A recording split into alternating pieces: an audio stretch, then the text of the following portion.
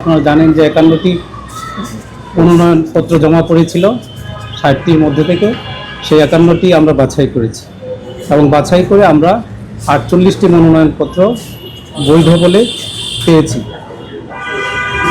তো আমাদের ঢাকা বিভাগে আপনারা জানেন যে 3টি মনোনয়নপত্র জমা পড়েছিল, এর মধ্যে ঢাকা বিভাগের একটি মনোনয়নপত্র বাতিল হয়েছে, সেটা হচ্ছে জামালপুর ক্রীড়া সংস্থা SM আব্দুল্লাহ আল ফুয়াদ রেদওয়ান। আর চট্টগ্রাম বিভাগে আমাদের 4টি ছিল, 4টির মধ্য থেকে একটি বাতিল হয়েছে, সেটা হচ্ছে চাঁদপুর জেলার ক্রীড়া সংস্থা।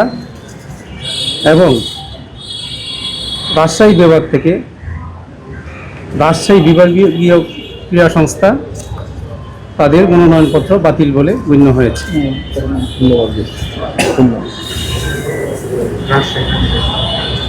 এবং বাকি 3টি মনোনয়নপত্র বৈধ হিসেবে আমরা পেয়েছি, সেটা হচ্ছে চাঁপাইনবাবগঞ্জ জেলা ক্রীড়া সংস্থা, জয়পুরহাট জেলা ক্রীড়া সংস্থা এবং পাবনা জেলা ক্রীড়া সংস্থা।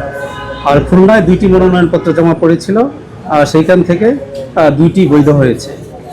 আর রংপুরে 3টি মনোনয়নপত্র জমা পড়েছিল, সেইখানে 3টি আমরা বৈধ পেয়েছি।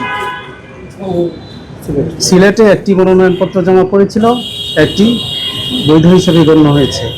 এবং বরিশালে 1টি মনোনয়নপত্র ভোলা জেলা ক্রীড়া সংস্থা, সেইটাই বৈধ বলে গণ্য হয়েছে। এটা হচ্ছে ক্যাটাগরি 1, ঠিক আছে।